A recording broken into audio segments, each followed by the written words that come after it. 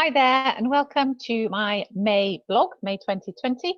I am Sue Thomas. I'm from Sue Thomas Wellbeing and I am a wellbeing mentor and mindset coach. And I wanted to make this short video to help you understand how you can improve your mental wellbeing through lockdown, through May and into June. So just a little bit about me. I am a speaker.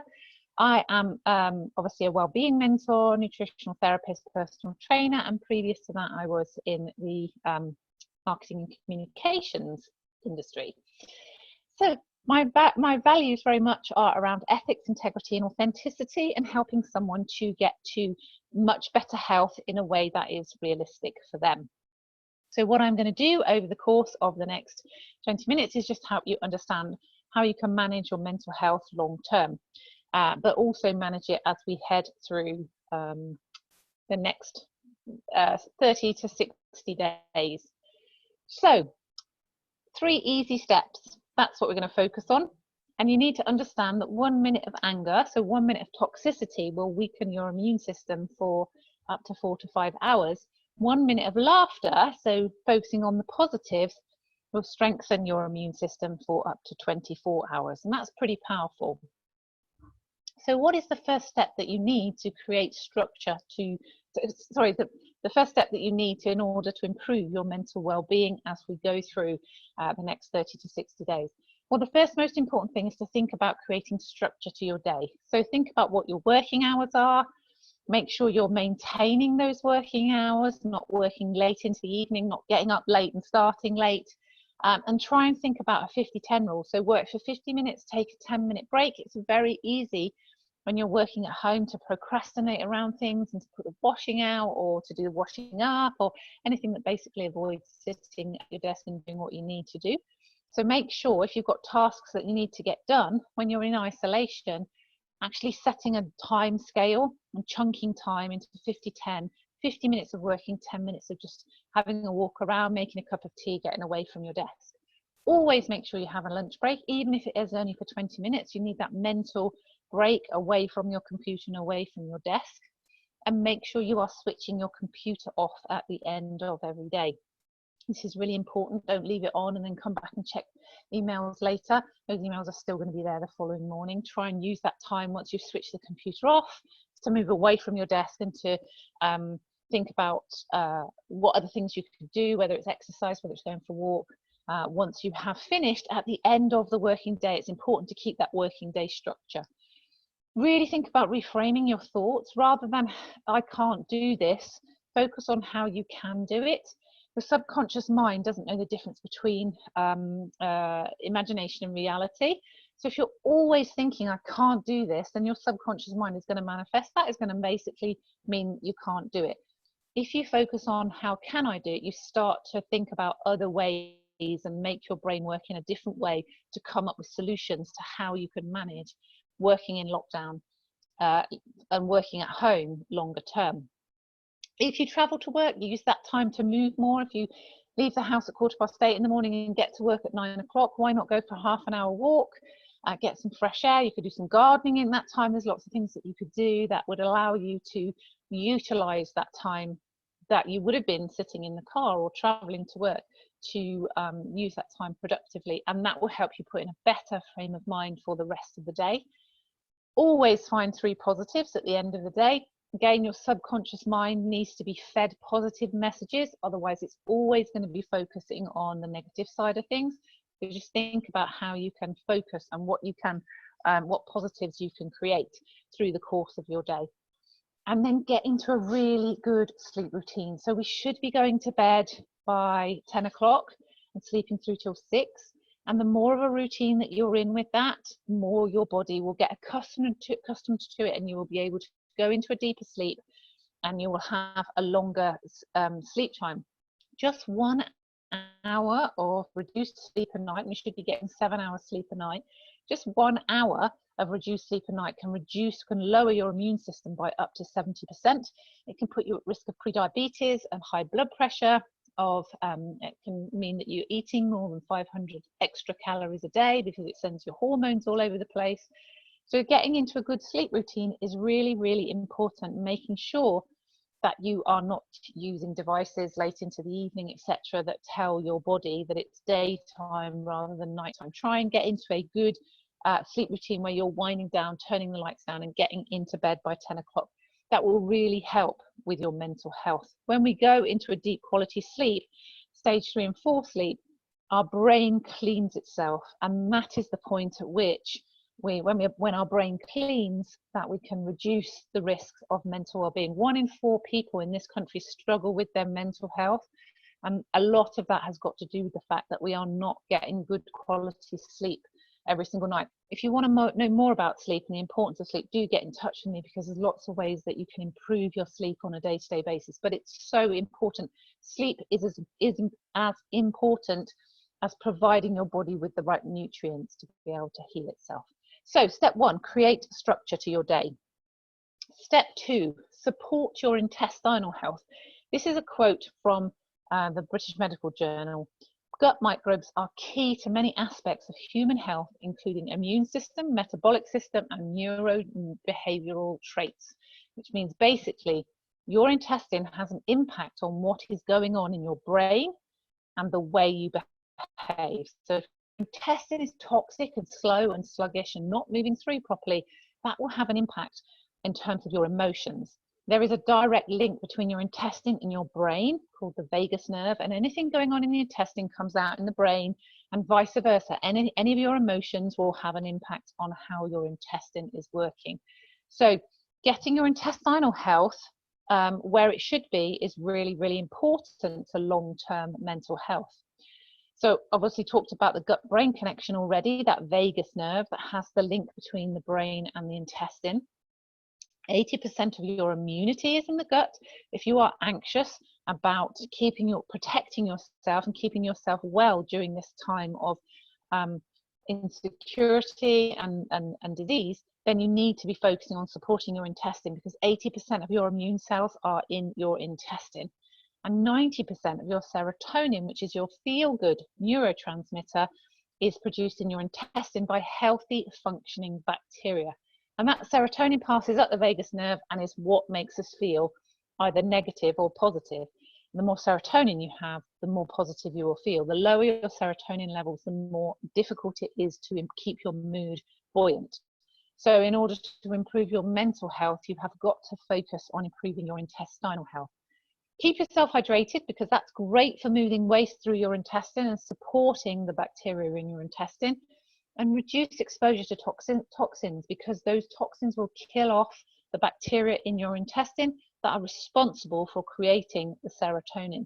So if you are drinking a lot of caffeine, drinking a lot of alcohol, all of those are toxins that will have an impact on the balance of the bacteria in your intestine and how effective you are at producing serotonin. And manage stress. Stress creates a hormone called cortisol, which is very toxic to the gut bacteria and will have an impact on how much serotonin you produce. Incidentally as well, the gut bacteria also produces melatonin, which is the hormone that allows us to go into a better sleep. So again, if you're not sleeping well, that is a sign that your bacteria is not functioning effectively. And often poor sleep comes from stress, and stress has an impact on the gut bacteria, so it's a vicious cycle. All of the signs that your intestine is compromised include things like IBS, reflux, tiredness, poor sleep, low energy, and low mood. Your body is very sophisticated and it will tell you if there's something out of alignment. So if you are struggling with poor sleep and tiredness, if you're struggling with IBS, that is all a sign that your intestine is not working properly. And if you want to improve your mental health, you've got to focus on getting your intestinal health in the best shape it can be. And then start to think about eating a full range of nutrients. And this is super important as well, because we need to be thinking about the different nutrients we need to support our mental health. Vitamin D is super important. If you go onto the Vitamin D Council's website, you can find lots of research now showing how important a nutrient vitamin D is to the body, specifically in supporting our mood. Now, we don't get enough vitamin D through the, in the winter months from October to April, the sun is at the wrong angle in the sky to mean that vitamin D doesn't form effectively under our skin. And then in the summer months, we don't get enough sunshine to create enough vitamin D to support our mood. It's one of the reasons why people struggle with a sad condition in January, when we've had a period of time without sunshine, so they haven't got the store of vitamin D in their system to get them through the winter months. Vitamin D is super important for mood and keeping your mood supported. The best thing you can do for vitamin D is to have 20 minutes of unprotected sunshine on your shoulders and your face. But also, if you're someone that riddles with low mood, it might be worthwhile talking to someone about potentially supplementing a little bit of vitamin D on a day-to-day basis. Zinc, super important for increasing energy. Very, very important for the immune system as well, and helping all the cells to duplicate and protect the body from invaders. Very important for digestion as well, zinc is. So good sources of zinc include shellfish, lentils, all the nuts, almonds, that kind of thing, all good sources of zinc. B vitamins, very easily cooked out of food. So all of the B vitamins that we need in the body tend to come from predominantly green foods. B vitamins are very calming. They will help to reduce stress. So we need to be thinking about making sure we've got lots of green food, so lots of broccoli, lots of spinach, avocados are a great source of B vitamins as well. Anything basically that is green and you can eat pretty much raw, because those B vitamins are so easily cooked out of food, that will help us to manage our stress and help us to calm down. We also need to think about omega-3 fats, so getting lots of good quality fats from oily fish, avocados again, seeds and nuts. They help to connect synapses in the brain, so they improve our mental health because there's much better communication across the neurotransmitters and the neurons in the brain, basically. So improving the connection, the synapse connection between them. So lots of good quality fats. We don't tend to have enough good quality fats in our diet anymore. Lots of vitamin C, so anything citrus, any of the fruits basically contain vitamin C. Anything dark, great for taking on board antioxidants, which will help to improve our immunity and support our whole immune system. And then pre and probiotic foods, such as prebiotic foods include any of what we call cruciferous vegetables, so broccoli and cauliflower and Brussels sprouts. Those are all great prebiotic foods, but actually anything that is green and fibrous will support the good bacteria in the intestine, feeds the good bacteria. It's a prebiotic, helps those good bacteria to establish and then to communicate more effectively across the rest of the body, particularly communicating with the serotonin through the vagus nerve to the brain.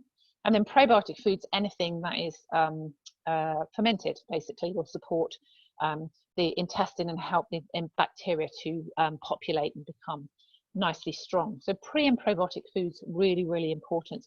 So just making sure, a good rule of thumb is to always have a palm-sized piece of protein, as many colors on your plate as you can possibly get. And if you are doing that, then you should be feeding your body with all the range of nutrients that you need to improve your mental well-being. When we're under periods of stress, we need more nutrients than ever before. So our body depletes much more quickly of the nutrients that we give it when we are struggling with stress and we're struggling with our mental well-being. So nutrition as part of that well-being jigsaw puzzle is really, really important. If you can get that structure in your day, because your body loves structure, your brain loves structure, if you can make sure your intestinal health is working properly and you are eating all the right range of nutrients, that's a really nice a connection between the three of them to mean that it will massively improve your mental health. If you have a day where you eat really badly and you're just eating lots of sugar and caffeine, the next day you can feel really rubbish and really negative, and that is because of the toxicity in your system, basically preventing the intestine from creating the serotonin, which is the hormone that we need to feel good.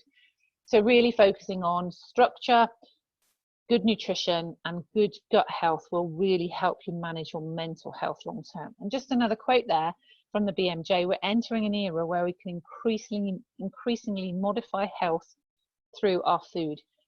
We absolutely, when we are using the right foods to feed the gut bacteria, when we are using the right foods to nourish the body and get everything back into balance, to use those B vitamins to manage stress, to use those omega-3 fats to connect all the synapses in the brain, all of these things will have an impact on our long-term mental well-being, but actually on our physical well-being as well. So as we ease back into life as a new lifestyle, as it's going to be, we can manage it much more effectively if we're following those three steps to better health, to better mental health.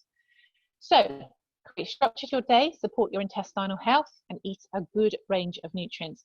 If you would like to know more about how I work, you can join me in my free Keeping It Real Facebook group. Keeping It Real with Sue Thomas Wellbeing is the link. And in there, we are looking at top tips and doing live feeds on different elements of health all the way through this period. Or you are more than welcome to drop me an email, and we will have a 30-minute clarity call to help you understand how you can improve your mental well-being through this period. So if you'd like to make the most of either of those, just drop me a message through my website, Sue Thomas Wellbeing, and we will arrange a time to chat. I hope you found this useful, and I will speak to you again soon. Take care. Bye-bye.